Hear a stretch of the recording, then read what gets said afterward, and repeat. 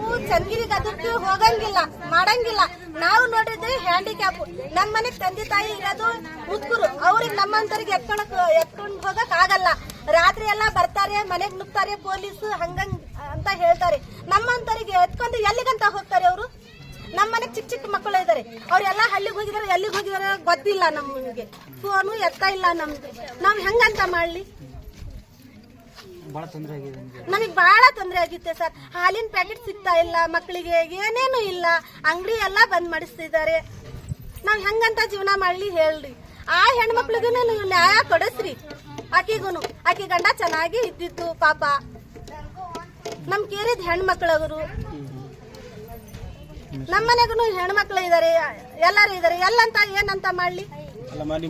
ನಿಮ್ಮೂರಿಂದ ಹೋಗಿ ಗಲಾಟೆ ಮಾಡಿದಾರಂತಲ್ಲ ಜನ ಸರ್? ನಮ್ಮೂರಿಂದ ಹೋಗಿದಾರೋ ಗೊತ್ತಿಲ್ಲ ನಮಗೆ, ಗಲಾಟೆ ಮಾಡಿದ್ರೇನು ಗೊತ್ತಿಲ್ಲ. ಯಾರು ಮಾಡಿದಾರೆ ಅವ್ರಿಗೆ ತಗೊಂಡು ಹೋಗ್ರಿ. ಎಲ್ಲರಿಗೂ ಸೇರಿಸಿ ಒಂದೇ ನ್ಯಾಯ ಅಂದ್ರೆ ಅದು ಏನದು? ಸಾವು ಆಗಿತ್ತಂದ್ರೆ ಎಲ್ಲರೂ ಹೋಗ್ತಾರೆ ನೋಡಕ್ಕೆ. ಸಾವು ಆಗಿದ್ರಂದ್ರೆ ಯಾರಾದ್ರೂ ಅವ್ರು ಹೋಗ್ತಾರೆ ನೋಡಕ್ಕೆ. ನಿಮ್ ಜಾತಿ ಆದ್ರೇನು ನಮ್ ಜಾತಿ ಆದ್ರೇನು, ಜಾತಿ ಎಲ್ಲ ಒಂದೇ. ನಮಗ್ ಎಲ್ಲಾರು ಅಣ್ಣ ತಮ್ಮರೇ, ಎಲ್ಲಾರು ಅಕ್ಕ ತಂಗಿರೇ ಇರೋದು, ಬ್ಯಾರೆ ಯಾರು ಇಲ್ಲ.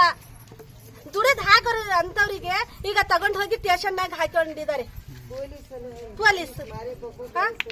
ಹಾಸ್ಪಿಟ್ಲಿಗೆಲ್ಲ ಹೋಗಕ್ ಆಗ್ತಿಲ್ಲ ಅಂತಲ್ಲಮ್ಮ? ಇಲ್ಲ ಸರ್, ಗಂಡ ಮಕ್ಕಳೇ ಇಲ್ಲ ಮನೆಗೆ, ಯಾರು ಕರ್ಕೊಂಡ್ ಹೋಗ್ತಾರೆ? ಯಾರು ಇಲ್ಲ, ಊಟಕ್ಕೂ ಇಲ್ಲ. ಈಗ ನಾವು 3 ದಿವಸದಿಂದ ಉಪವಾಸ ಇದ್ದೀವಿ. ನನ್ನ ಶಬನ ಬನ್ನು.